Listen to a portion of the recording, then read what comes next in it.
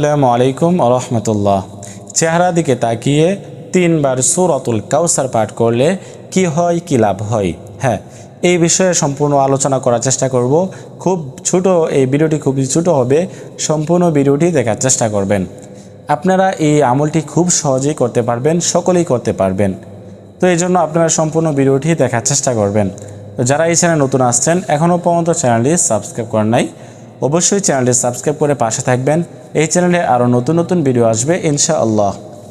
তো আমরা যে আমলটির সম্পর্কে আজকে জানব সেটি হচ্ছে চেহারার দিকে তাকিয়ে 3 বার সূরাতুল কাউসার পাঠ করলে কি হয়, কি লাভ হয়। হ্যাঁ, তো আমরা অধিকাংশ মানুষ কিন্তু সূরাতুল কাউসার আমরা পারি, ছোট একটি সূরা। এই সূরা সম্পর্কে বলার কিছু নেই। এই সূরার অসংখ্য ফজিলত লাভ রয়েছে। তার মধ্যে এই সিক্রেট একটি গোপন একটি আমল রয়েছে, যে আমলটা করলে অবশ্যই কাজ হবে, আশা রাখা যায়। হ্যাঁ, অনেকেই করেছে।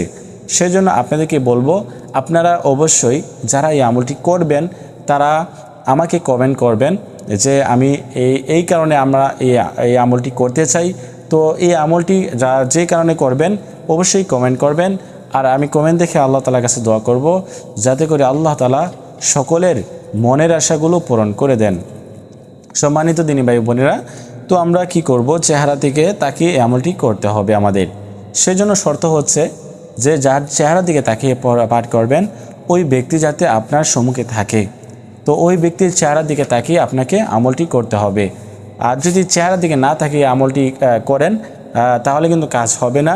আপনি ওই ব্যক্তির চেহারার দিকে, যখনই আপনার স্বামী হোক, প্রিয় মানুষ হোক, স্ত্রী হোক, যখনই সে আপনার সম্মুখে থাকবে তখনই আপনাকে আমলটি করতে হবে তার চেহারার দিকে তাকিয়ে।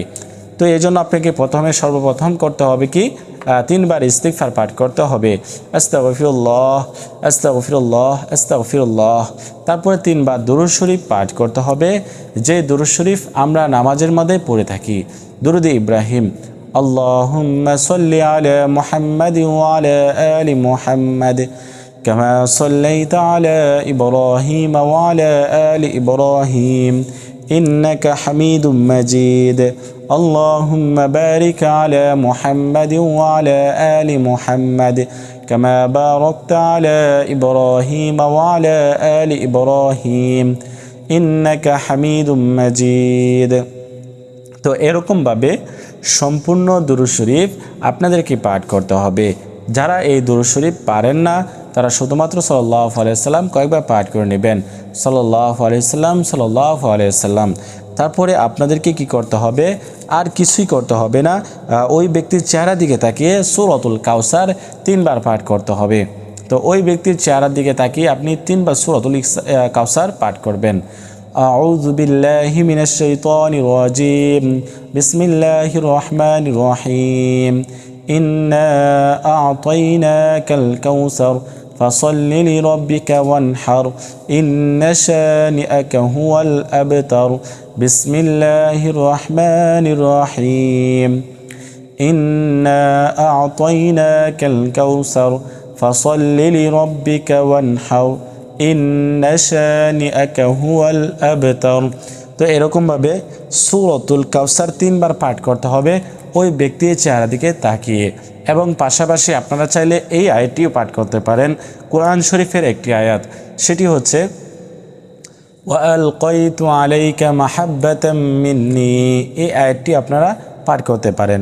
তো এই আমলটি করলে কি লাভ হবে, যদি কেউ এইভাবে আমলটি করে তার কি লাভ হবে, ওই ব্যক্তি, যে ব্যক্তির চেহারার দিকে তাকিয়ে আপনি আমলটি করবেন ওই ব্যক্তি আপনার বশ হবে, আপনার বাধ্য হবে, আপনাকে ভালোবাসবে, আপনার কাছে ফিরে আসবে, আপনাকে সে সবসময় খোঁজখবর নেবে। তো এরকম রয়েছে যে অনেকের প্রিয় মানুষ বা স্বামী স্ত্রীর মধ্যে এরকম দূরত্ব রয়েছে। তো এরকমভাবে আপনার আমলটি করলে অবশ্যই কাজ হবে। তো আজকের মতো এই পর্যন্তই। আল্লাহ হাফেজ।